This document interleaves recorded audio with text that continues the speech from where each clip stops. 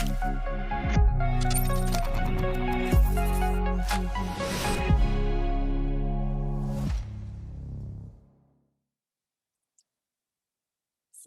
good morning from London, and welcome to you wherever you are in the world or time zone you're in, and whether you're watching live or on the playback on the recording. Thank you so much for joining us and making time for our session today called Challenging Together. We're collaborating as an industry for a more diverse future.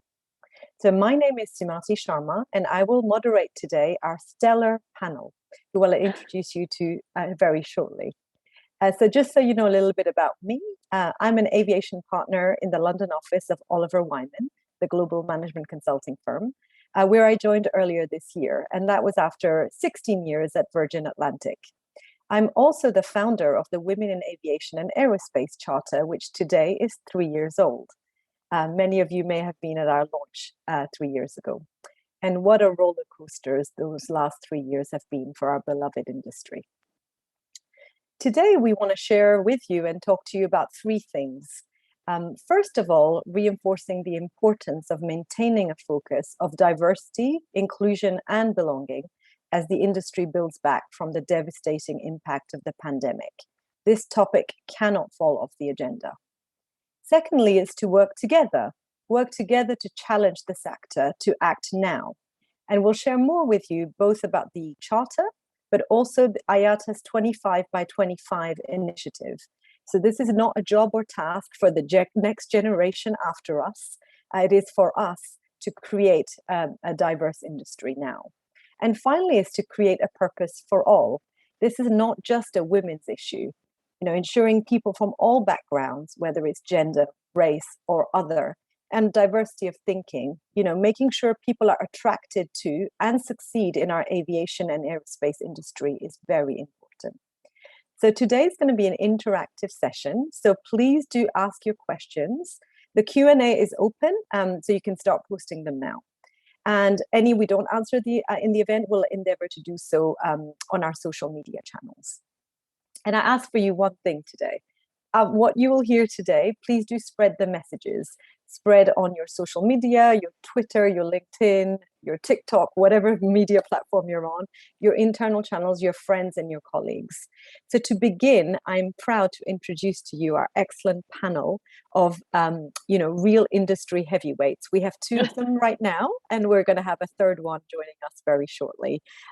So we brought the A-list out for you. I'll start with my co-chair.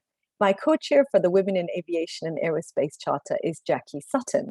So if you don't know Jackie, Jackie is the Chief Customer Officer at Rolls-Royce in the civil aerospace side, and she's worked in the aerospace industry since 1994 in a variety of strategic and commercial roles.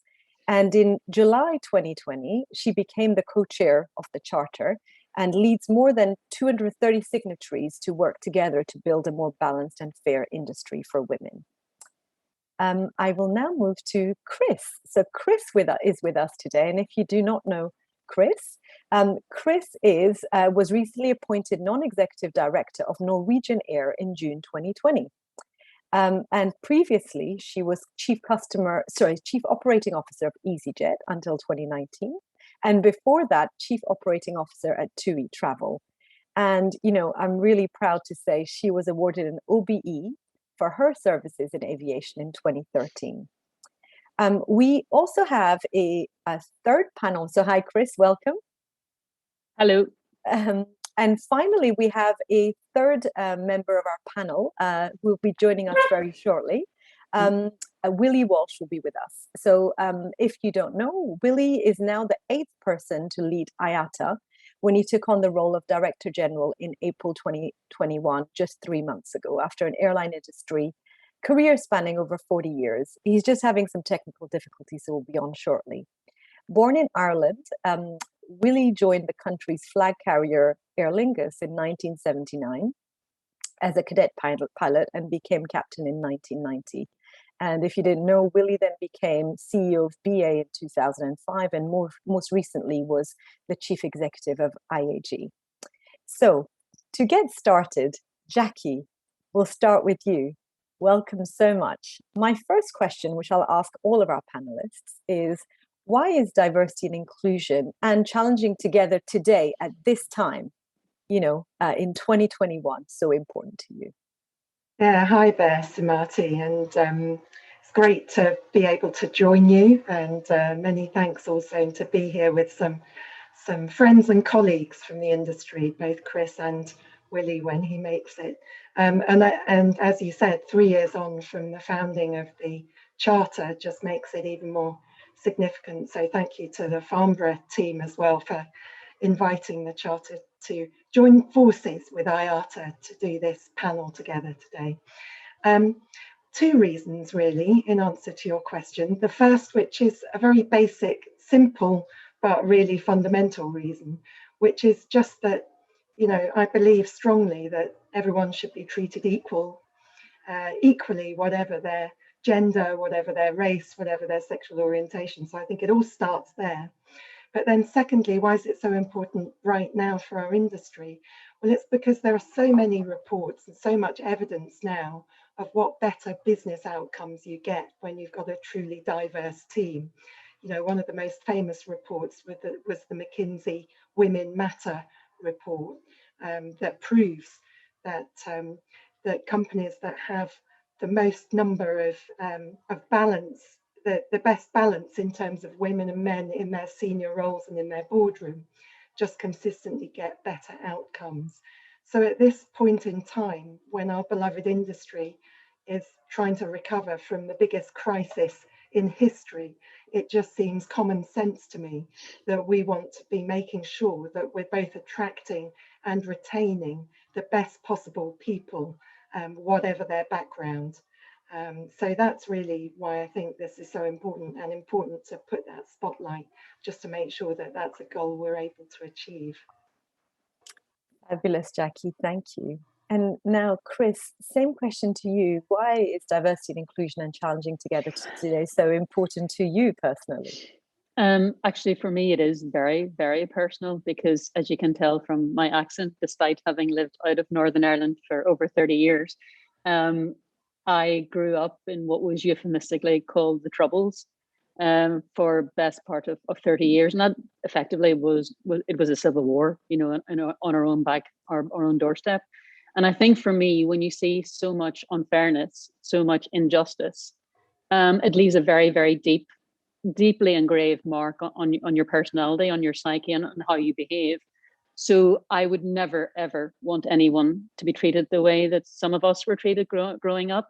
And I've carried that forward from, when I was a young child, right into the way that I do business. And I suppose what the last 18 months has highlighted more than anything is that, when things do go back to normal, whatever normal is, we can't just press the factory reset button. We have to learn some of the good things that have come out of this pandemic, and that is about creating a fairer society for all, irrespective of color, creed, race, or sex. So something that I've always championed and something that I feel very, very passionate about. Fabulous. Thank you, Chris. So I think we're still waiting for Willie to join us. So when he comes on, I will ask him that question as well. There he is. Oh, there he is. I'll wait for a minute. So I'll come back to him in a minute. So Jackie, for you, how do we get our C-suite, our boards, and our leadership teams in our joint organizations, no matter what part of the business we're in, what seniority, how do we get them excited about diversity and inclusion? Yeah, so I thought about this question, and I am actually going to focus particularly on the C-suite or the senior leaders within a business, because I think it's so important that senior leadership lead by example on the subject.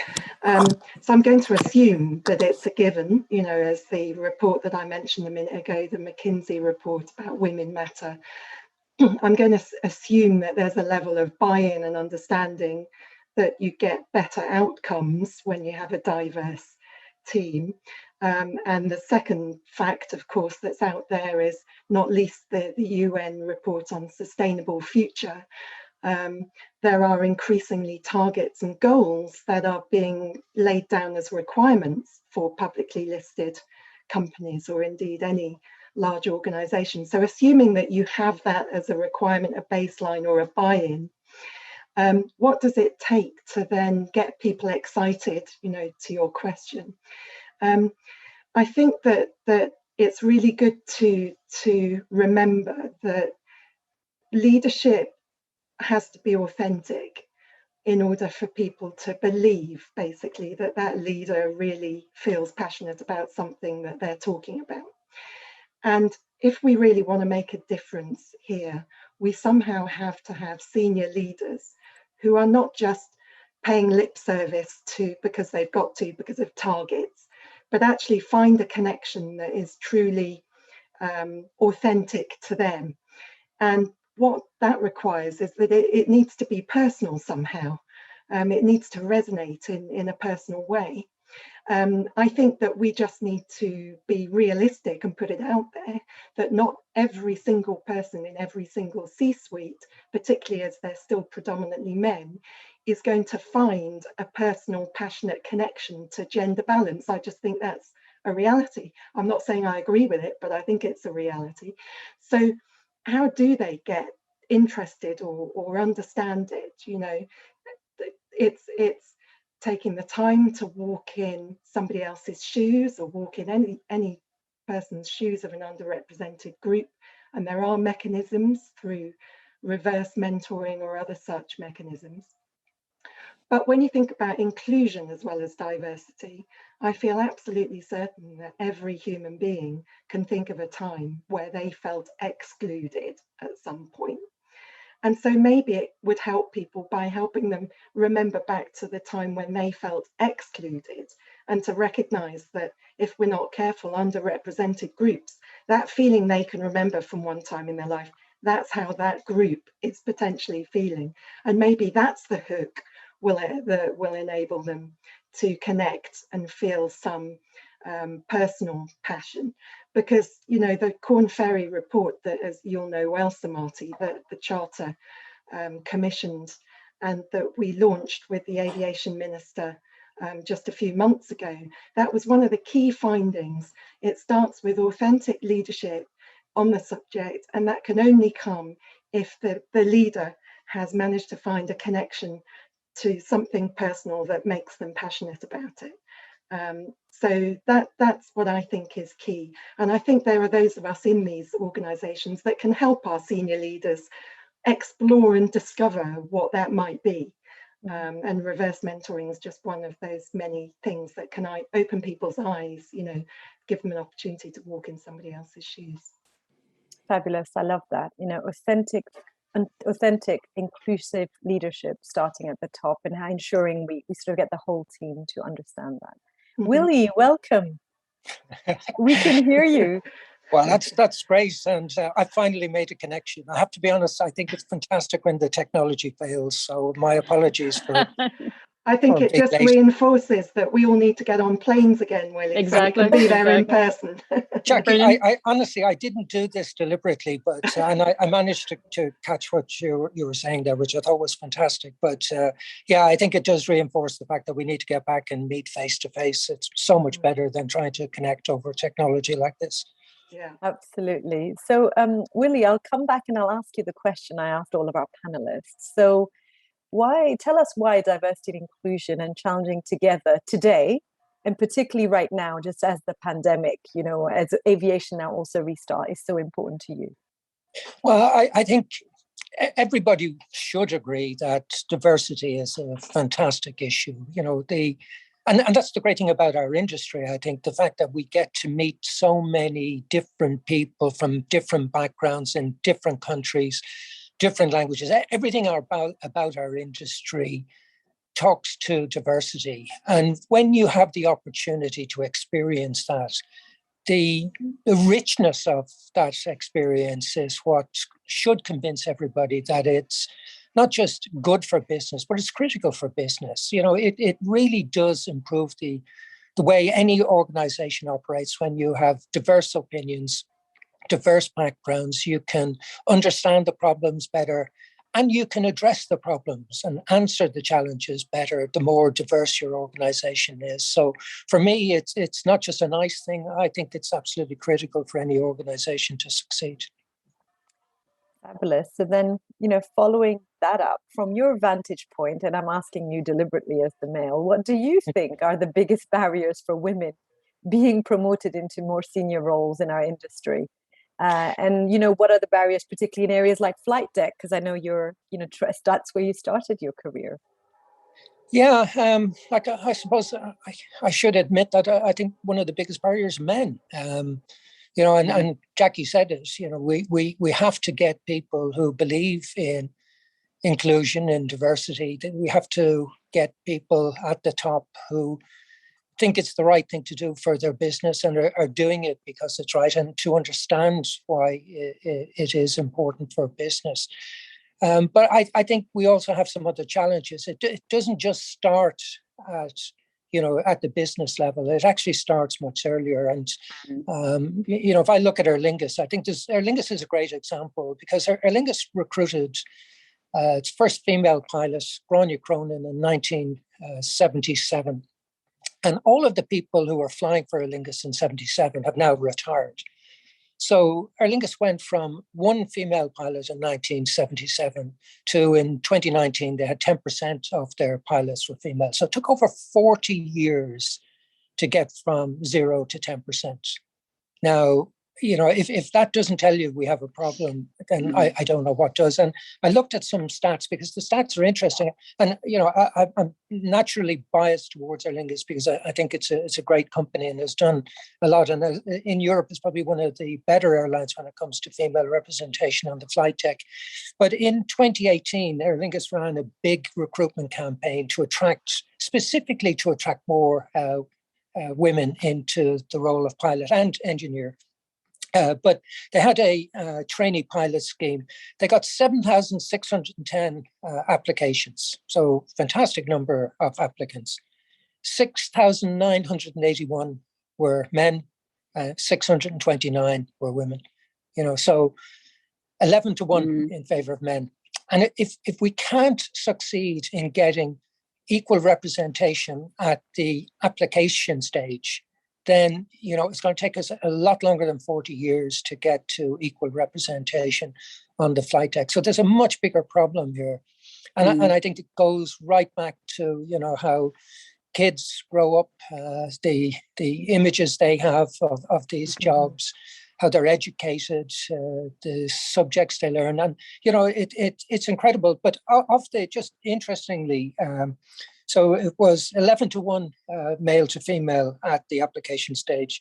It was 2.5 to 1, 2.6 to 1 at the final stage. So 5 women and 13 men, 5, if you want, young ladies and 13 young men were recruited. So, what the stats tell me is that we have a problem from the very beginning. But when we get the applications from young women into the industry, the quality is really good.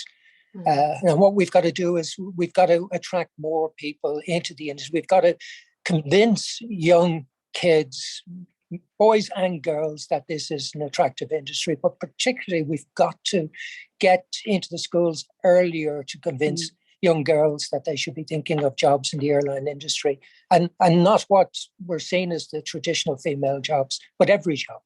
It is a big challenge, I think, that we face. Actually on that, Willie, I can totally agree with what you said. When the last years, when it was at EasyJet, it was really funny, the research that we did. And it said that most boys, by the time they reach 12, know that they want to be a pilot. It didn't even figure in any of the girls' thinking at school age level. And the saying is, you can't be what you can't see. So that's when we started on the recruitment drive. And guess what? Then there was less than 6% of the pilot workforce as female. So the challenge was by 2020 to have 20% of all new entrants as women. And pre-pandemic, I know that they were well on their way to achieving this, but it was a conscious bias to say, no, we have to do this. And actually, again, like you said, Willie, tremendously capable women tremendously. I mean, I think that they're the youngest female captain, you know, on the Airbus in the entire world. But they themselves became role models. So going to schools, you know, sponsoring the brownie badges, things like that, and then actually underwriting the training program for pilots, because obviously it's incredibly expensive to go through that training program. So I think we did 10 every year. So it was a wide range of initiatives. I tell you, the one thing we didn't do so well, actually, and it's probably a bit of a call out. We made some of the women kind of poster girls inadvertently. You know, and I remember sitting on the flight deck once, and they said, "Oh, here we go. This will be the new ad, and I bet you have fiver it's going to be a woman at the helm." You know, so it was actually important to say, no, we should have engaged more with the male workforce as well as anything. So we thought we were doing a brilliant thing, and it was. But I thought, hang on a second, you just don't want to alienate other groups as well. You know, so but you know, it has been a tremendous success, and no doubt will continue to be so. Yeah, but it's interesting. Aer Lingus had a female chief pilot in 2007. You know, so again, you know, they did do they deliberately set out to try and attract more women into the industry. And in fact, the numbers for engineers were exactly the same. It was 7% of applicants were engineering. So I saw another statistic there just recently in relation to universities, and one that we will all know and think is a great university, Cranfield University. 74% of students are male, 26 female. You know, so again, it just, you know, if you look at the pipeline and you look at what's coming into the industry, it's heavily biased towards men against women. And I think that just reinforces that we're going to have to work a lot harder. We can't just, you know, talk about doing things and every now and then put out a nice statement. We're going to have to work really, really hard if we're genuine about addressing this issue. And personally, I believe we have to, because, you know, we need to have the largest pool of talent that we can recruit from. And if we're effectively excluding almost 50% at the beginning, you know, then we're never going to achieve the ambition for this industry. Correct, and we talked about that a minute ago, particularly at this, you know, one of the most critical times in the history of our industry. You know, we want this beloved industry to recover strongly, and it just doesn't make sense that you would effectively be excluding such big proportions of the population in terms of wanting to create the best team for the industry. Fabulous. So, Chris, moving to you. What do you think are effective means to close the gender pay gap? You know, there's gender pay gap reporting in the UK. Do you think more company and industry-wide data, reporting, transparency, whether it's gender or race, is a way to measure and to get to close the gap? I mean, reliable data is always going to be useful, isn't it? But, you know, let's be honest, transparency in aviation is pretty clear. You know, it's a highly unionized environment. The pay scales are there. For me, it's less of an issue in aviation about pay per se, but more about the amount of, the lack of women that are in the industry. So for me, it's there are simply more men, and there's a need to hire and promote more women and lose less women during that entire process. I mean, you know, I think pay scales are really, really clear, probably clearer than any other industry that I know of. So I think it's an issue of, as we said earlier, the pipeline and making sure that we've got the right number of women coming through in the industry. And Jackie, what are your thoughts on that? Yeah, I think that's more true in aviation than it is on the aerospace side, perhaps. But, you know, I think that that transparency is key. I think that, you know, companies being required to publish where they're at against it, I think has caused a lot of the right action to be taken on levelling up. You know, shame on those organisations that needed to do it, but at least that has been stimulated and it's happened. So I think that we're on track. I think the spotlight is on it and we're on track. But again, just like the last subject, you know, the last conversation, we just need to make more progress more rapidly. And for you, Willie, when gender pay gap reporting became a requirement in the UK, obviously that meant you were, CEO of IAG then, so you could just get the data across. What impact did that have on you? Yeah, actually, the exercise was quite valuable because obviously we went down into the detail, and we did identify areas where we had male and female doing the same job, man and woman doing the same job, but we're being paid differently, and we could not explain why. So we had to recognize that we did have an issue. I agree with Chris in relation to a lot of the jobs like pilots. The salaries are out there, and it is typically a seniority-based system, so there isn't a gender pay. The man and a woman doing the same job on the aircraft will get the same pay. I think what the gender pay gap just reinforces is that the percentage or the proportion of women in the more highly paid jobs is much lower. So, recognizing that pilots tend to be paid higher than other grades within the airlines, we just don't have equal representation there. So you will get the median gaps will be as a result of that, rather than as a result of a difference in the way people are paid. But there were examples when we looked at it in more detail where we saw evidence of the system just wasn't working properly, and that we had people doing effectively the same job but getting paid differently, and we couldn't explain why. So we clearly had to correct that, and we did. Great. And just to follow on for that, so where you have had highly diverse teams, Willie, whether it's on different facets of diversity, obviously it can be gender, race, or diversity of thinking. What are the benefits that you've seen? Where are the moments you've said, aha, this is a great team and it's really diverse as well? You get it best when you're at a meeting debating a challenge, an issue. And the more diverse the representation at the meeting, the more input you'll get. And quite frankly, there are times when you'll get somebody who will make an observation that the rest of the room will just go, wow, I never even thought of that, never even saw it. It really is of great value. And I was fortunate, when I was working at IAG, we had diversity in relation to the countries people were from, so it's Irish, English, Spanish, Italian, you name it. We had a great representation around the table. As IATA, it's even better. I think we've got 102 different nationalities in IATA.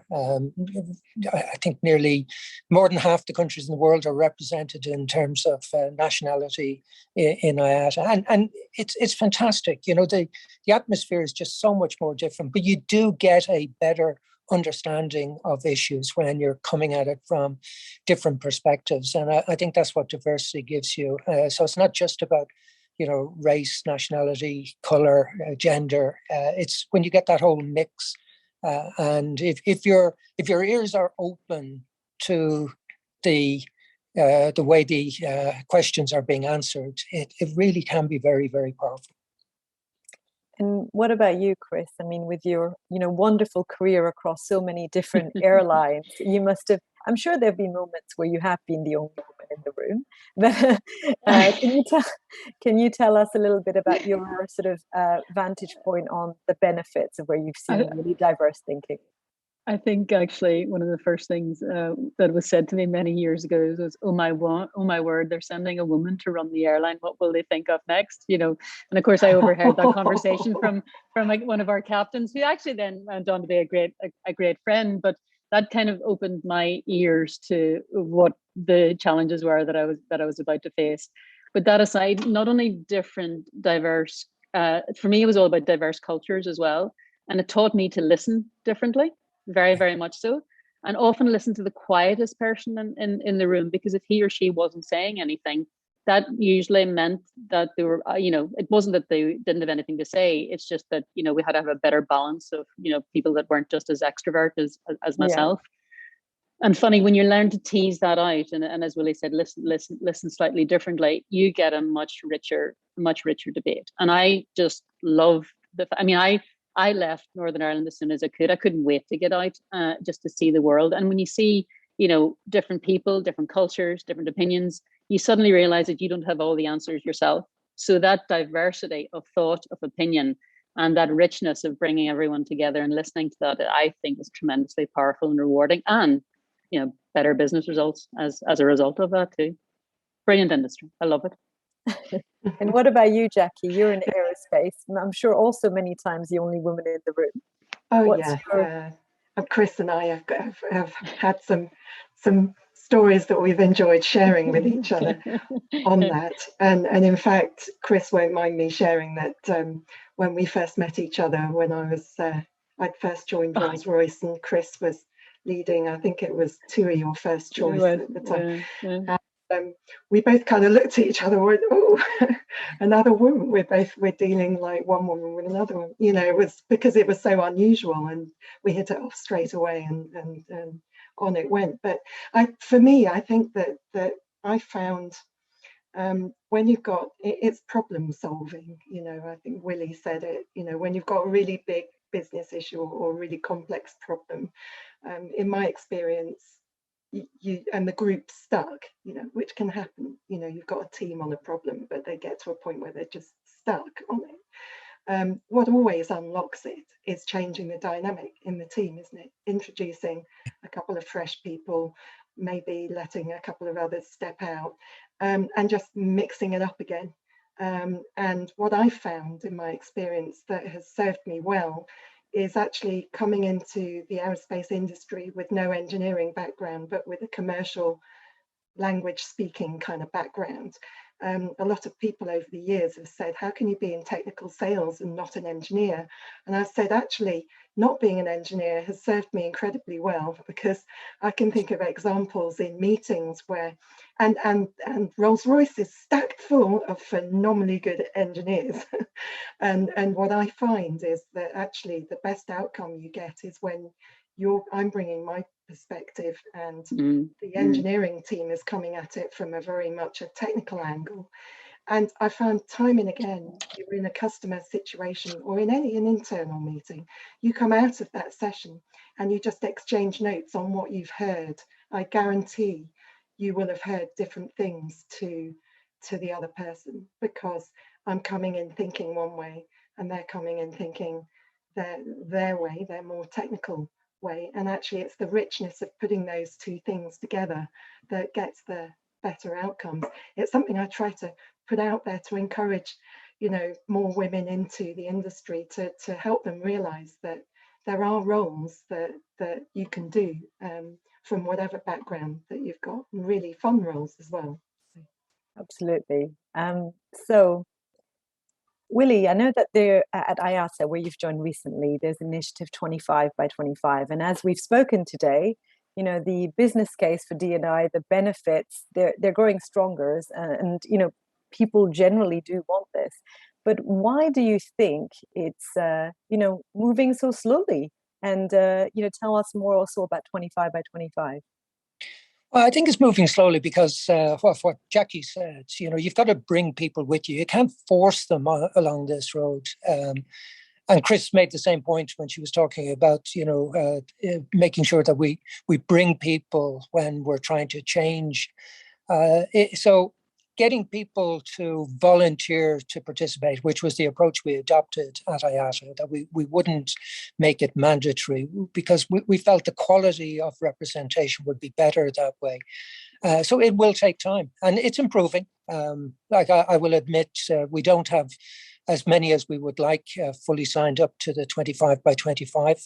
It is a great initiative. What we want to do is get 25% of representation at senior executive level by 2025. And for those who already have 25%, we're asking them to increase their representation by 25%. So it's not just, if you like, a challenge for those that don't have 25% senior executive representation by women. It's also for those that have been good to keep going, not to stop. So I think it's a great initiative. We're making good progress. We're getting more and more airlines to sign up. And I think as we move forward, I would like to believe that people will recognize the value of diversity more and more. It's one of those things we've all read the research. I'm probably like most people, you read the research and you challenge it a bit. But the more you see it and the more evidence you see, the more you can believe that, it is a real opportunity. But I think particularly for our industry, it's a great opportunity to make it a richer, more diverse, better run, better thinking, better operating industry. And I think that's well within our grasp, but it will require work. We're not at 25% at IATA. We're at about 20% at the moment. So I have a job to do, to hit the target myself by 2025. But, within IATA, there is a commitment to do so. And I'm confident that we will achieve it. And actually, I think we should aim to exceed it. It's not just that you have a target and you reach it. You have a target and you exceed it. Mm-hmm. Absolutely. And I'm confident you will in that period. Jackie, coming to you, obviously the charter, 3 years old today. Yeah, happy birthday. Oh, happy birthday to you as well. So, we've been on this journey with the charter together for a little while. Why do you think, and whether the pandemic's had an issue or not with it, why do you think it's not moving perhaps as fast as we would want? Well, I think that the thing so let's think about the positives for a minute, and that is that people have signed up, so we got to 200 signatories very quickly, and the commitments are serious commitments, and we're now at 237, as you said. So I think that the awareness and the interest is there. I think some of the keys to unlock it are some of the things that we've talked about on this. But I still come back to the one that I mentioned at the top of the session, which is the senior leaders within our industry finding a way to connect with this subject such that they feel authentic when they talk about it. Because I think it's, I totally agree with what Willie said. There's no point, coercion, what's that going to achieve? People have to be able to connect the dots with business outcomes, which the research is there. So read it and challenge it, but take it on board. But then, the more I think about it, the more I always come back to what's their personal connection. And when they look the people in the eye to say that this is important, what is it that they're thinking of that enables them to be authentic when they say it? I think if that doesn't happen, then the underrepresented groups won't stick around or won't join in the first place. Because, it's another thing that the research has proven is that underrepresented groups, and women included, will vote with their feet. They'll either leave or they won't join in the first place if they don't see an organisation that is one that is inclusive or attractive to them to work in. And that starts with authenticity around the commitment. Unless that's there, I think people will see through it. They'll see through kind of, I've signed something because it looked good. I think the other thing is, I think the other thing to bear in mind as well is a lot of the companies that I'm speaking to, investors are now demanding that those social pillars are there. And that's not going to go away. I'd rather we didn't have to have quotas and things forced upon us, but sometimes if the system's not working, then you have to, targets and quotas are imposed. I was violently against, the quota for, 30% of women on board, because I didn't want to be the token, we used to say the token bird on board. I didn't want to be, but I didn't want to be the only, I didn't want to be there and all the male colleagues looking at me because I said, she's only got it because she's female and she's a woman, she may be useless. But now actually I've totally changed my mind, because I thought if we hadn't done that, then we wouldn't have reached the 30%. I wish it wasn't that way, but sometimes I think, as they say, what gets measured gets done. So I'm fully behind that now. And I think the other thing, the one last thing was, when I'm thinking back on my career, where I was at my best, and I think other people will say the same thing, was when I felt I was allowed to be myself. Yeah. So that, I think, is what inclusion is all about. If you're comfortable in your own skin, if you're allowed to be comfortable, and to speak up and say what you want without, fear at the workplace, you're going to get stellar, much, not just average results, you're going to get greater results. Absolutely. That speaks to not just having a diverse team, but making sure they feel included and belong and stay and be at their best. Well said, Chris. The questions have been coming in thick and fast from all of our viewers. So, Chris, I'm going to come to you with the first one. You're an amazing role model for us in the industry, and this question is very specifically, what more from your vantage point can be done by the sector to help women and those in ethnic minorities to excel in their careers and specifically reach the board level positions? I think both Jackie and Willie said it earlier. I think we have to start, and dare I said, with white men, because they still hold so much of the power and the decision making. And I'm not saying to be forcing people, but actually to engage them so that they actually realize, they can be the difference that they want to see in the organization, and help people through that journey. Because this isn't going to happen overnight. I mean, this is a multi-year journey. And in fact, I'm embarrassed because I thought that my generation would be the last to be talking about inequality and justice. But unfortunately, it has been way too slow. But as Willie said as well, the momentum has started. The horse is bolted. There's no going back now.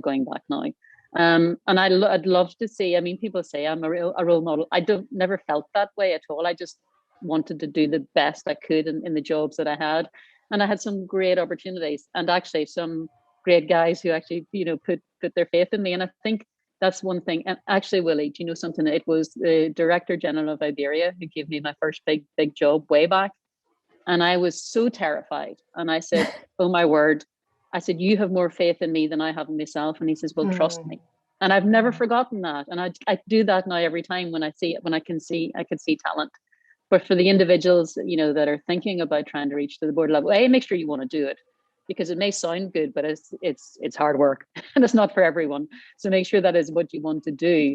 And if you really want to go for that, then just, there should be no barriers to that. Just, be the best you can and keep working hard at it, because it's not an easy solution, but hopefully the opportunities are there much more now than they were, when all those years ago when I was a nipper. It's great to hear you talk there specifically about, there you had a sponsor, the person who was the DG at Iberia. And that also talks to male allyship and advocacy. So, Willie, what are your thoughts more specifically on that, on, what can be done to encourage more the, largely white male leadership to lean into that space? What can we do to help make that happen?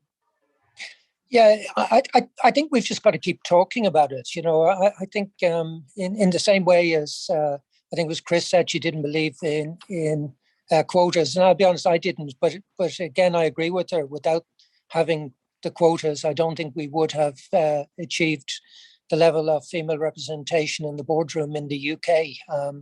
It's a sad thing to say that sometimes you do have to force the issue, and it is important that people who are in positions feel that they're there because they're the best person for the job. And I think we've got to keep reinforcing that. But the more we talk about it, I think the better it is. And it is about, open conversation. It's to facilitate everybody's opinion on it. But if we keep talking about it, I'm absolutely convinced more work will be done. It can't be something we just dip into once a year, or every now and then we sort of have an event where we focus on it. We've got to do it all of the time. So we're conscious of things like female representation on panels when we're holding meetings, because again, you have to be able to demonstrate that this is real, and that you're committed to it. So it does require an effort, but it's actually it is very fulfilling when you see how easy it is to progress the issue. So the more open we are, the more dialogue we have, the more we engage with one another, I think the easier it will become over time. But I agree with Chris. Like I was shocked when I saw the figures at Aer Lingus, because I joined Aer Lingus in 1979. There were 20 on my course, one young lady, 19 young men. But, for me, a female pilot, it wasn't an issue. But I can still remember the first time I saw a female bus driver. And, the surprise as you know, and I remember stopping myself and saying, you know, God, get a grip on yourself. You know, women are flying airplanes, or driving buses, but it just reverted to the, you know, the stereotype. So we've got to keep talking about this, and as I said, it's making sure that, you know, kids don't see it in the way that, you know, kids did when I was growing up. You know, we've got to give them the opportunity to believe that they can be anything they want to be. And we should always reinforce that message with every child. Every child should be ambitious and want to be whatever, you know, not to be told you can't do that, or you're never going to be good enough, or you can never achieve that. You know, it's, I forget who it was that said, maybe Oscar Wilde, you know, there's nothing worse than a young pessimist, you know, so we've got to have more people optimistic about the future of the industry and wanting to be part of it. And the same applies, you know, in every job that's out there. We can't limit our ambition or limit our talent. Absolutely. I think as well, you know, people, we ourselves have to be responsible for our own development and our own progress as well. So I don't think, I've never sat back and waited for someone to come and say, you know, think of this next job or whatever. You know, I think you want to actively decide what you want to do in your own career's life, and hopefully you've got, you know, you'll have the fabulous breaks that I had too. So I just don't think it's it's necessarily one-way traffic. I remember actually, when I was at school, I am old enough to have done the 11 plus, and the teacher, my father opened the envelope and says, "Oh my word, you passed." And he was very surprised. But what was worse, I went to school and the teacher, the nuns, she was even more surprised. So I think there and then, at the young age of 11, I said, I think I'm going to show you, you know. So it was that stubbornness and that determination that, you know, that I said, right, I just want to do the best that I possibly can. And I don't think that younger me has ever regretted, you know, fighting for it. Absolutely. No, Jackie, we've had a question in that is quite a specific practical tip that somebody wants. So the question says, on the session earlier this morning, it was often said that women are interrupted or talked over in meetings. Any tips for handling this? Yeah, well, a lot of my colleagues will say, it's Jackie that never lets people get a word in edgeways. But no, I mean, I think in one of my favorite cartoons was sent to me, you know, many years ago now, but I'm sure you've all seen it. It's a group of people sat around a boardroom table.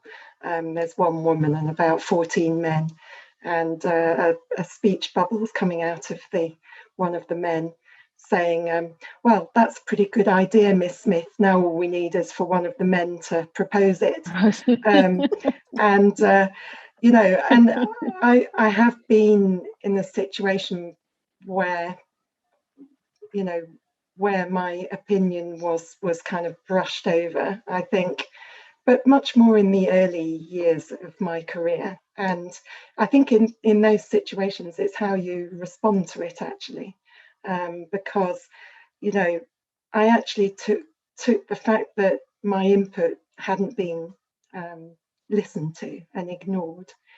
I kind of thought, well, what am I going to do about that? And I actually took out of that some more work, you know, on how I'm putting it across. But also what I found was build some allies, you know, when you're going into that next session, or if you're going into any session, maybe, and sometimes you don't know all the people, but you may know 2 or 3, build some allies before you go in, who you know will participate or support what it is that you're trying to make, for the point you're trying to make, or the kind of, and land. Particularly when you're new in an organization, I think it's the worst thing you can do is to kind of internalize it and personalize it and think that it's something you've done wrong, or something that means that you're not up to the job. And this is the problem. It can kind of trigger imposter syndrome in people of thinking, oh crikey, it's because they all think I'm no good at my job. But it's just, you know, it's what's important is to adjust, correct, find some allies, you know, and keep trying, because you know, there will be a way that you'll break through, but sometimes it can take some time. Chris, have you had this experience too? I think no. For those who know me, I've never been shy in coming forward. In fact, if anything, it's probably the opposite. I was told once, be mindful of the impact that you have on other people. And it was, feedback as a leader, and I thought, well, that's their problem, isn't it? It's not mine. But actually, it was. So yeah, I think I did start to listen differently and to actually then lead people differently, because we're all aren't we? We're all quite individuals. So never been an issue. I also find maybe it's the Irish in us, but I've often used humor quite a lot to diffuse a situation. So if someone, I said, I would say, well, hang on a wee second, is there an echo in this room? I'm sure I've just said that, when something like that happens. And that, it does then tend to give you permission, I think, to actually raise the issue without being confrontational about it, so you can be, you can disagree agreeably still, but be respectful. It just highlights diversity, when you have the Irish in the room, it's so much easier. I agree. Totally agree. Actually, on a serious note, I think this is a real challenge for people who are chairing committees or CEOs, being able to ensure that everybody around the table can engage in the conversation. It is a challenge. I'm sure we've all sat there when we've had to chair meetings and making sure you get the best out of people. I can't remember, was it Jackie or Chris who said, asking the quiet person their opinion, because sometimes, their opinion will be the smartest in the room. But when you're chairing a meeting and you see people talking to others, you do have to step in, because it's so infuriating, and it's upsetting for the person who is getting talked over. But it's actually, it creates a negative environment in a meeting when people are clearly their opinions, aren't being valued in such an obvious and outward way. So I think it's important that when people get into the role of either chairman or CEO, that they understand how important it is to ensure that they can get the best out of everybody around the table. Absolutely. Noticing and observing the people in the room is one of the absolutely important things to make sure everybody's voice is heard and opinions. We're going to come up to, we've got 5 minutes left, so I'm going to move to our final question, which I'll ask, all of you. So this panel is about challenging together, and I think Chris mentioned, and Willie, we've had this conversation for many, many years. Now, if we look forward, to the next 6 to 12 months more specifically, as aviation restarts, we've seen US domestic already booming. We're here in Europe. It's going to come back. What do you think you will do now to challenge yourself, the organization you're in, and the industry to make a difference in this space? And I'll start with you, Chris. I'm privileged enough to sit on 3 boards as non-exec. So I definitely will be holding the exec team to account in terms of their challenges and their targets for diversity. And that will be with real tangible goals that we can measure when we meet monthly. And as I said earlier, we're not going to reset the factory settings just because we've been through a pandemic. We have to learn the lessons from, of what happened, and actually, build a fairer and more just society as a result. Fabulous. Willie? Well, I think one of the positives we need to take out of this pandemic and the way it's impacted on not just our industry, but all industries, is that I think there's a much greater appreciation of flexible working. I think people now recognize that the ability for people to work from home and to have more flexibility about how they operate is a real positive. And I think it's been one of the challenges to retaining good female talent within the industry is, giving them that flexibility. And I'm not just talking about giving flexibility to women in the workforce, but to men in the workforce. But I think our industry probably hasn't embraced the value of flexible working in the same way as maybe other industries have. But I think there's great evidence now for all of us to see just how important that has been and how valuable it has been to enable us to continue to function through this crisis. So, I would hope 6 months from now that will become a greater feature of our industry and it will be a key change in retaining female talent, which clearly has been a problem for us. Fabulous. And Jackie, what about you? Yeah. So you will have heard me talk about this before, Samati, and possibly Chris as well. But I think some of the most effective way that women can be supported, or indeed other underrepresented groups in large organisations, is through targeted mentoring. So really supporting people at the critical stages of their career to give them the confidence, the support, the help to kind of take those next challenges. And it's the most rewarding element of my job, without doubt. I mean, I don't see it as a job.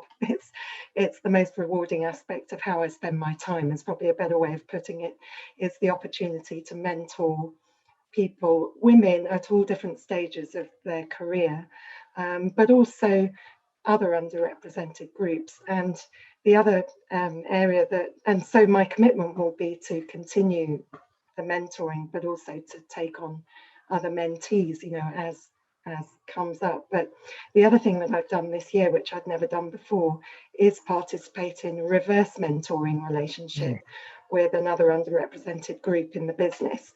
And I've learned so much. I have a great relationship with the person, but I've learned a huge amount, and it's back to that walking in somebody else's shoes is what then helps you as a senior leader see the opportunities that are going to make a difference to help them feel included. So my other plan is to take on another reverse mentoring relationship, because I get so much from that. All of these relationships give in both directions, don't they? Those are the ones for me. Fabulous. So we enter the last minute. Thank you so much for joining us today. I just wanted to say thank you, Chris, sharing your excellent experience. Willie, best of luck with your new role at IATA. And Jackie, thank you so much as well. It's a joy to be a co-chair with you on the charter, Jackie. So, I want to say also thank you to all the people who've joined us today and listened, whether you're live or on playback. Thank you for making the time. It's people like you who are listening, who've joined us, who have a passion for long-term change to make the difference. I leave this message with you. You are actually the change makers. Everybody it's not just the panelists, it's not just me, everybody listening.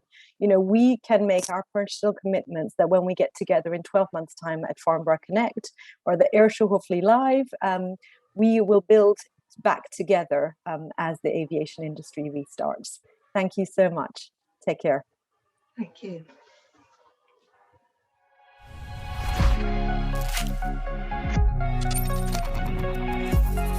Thank you.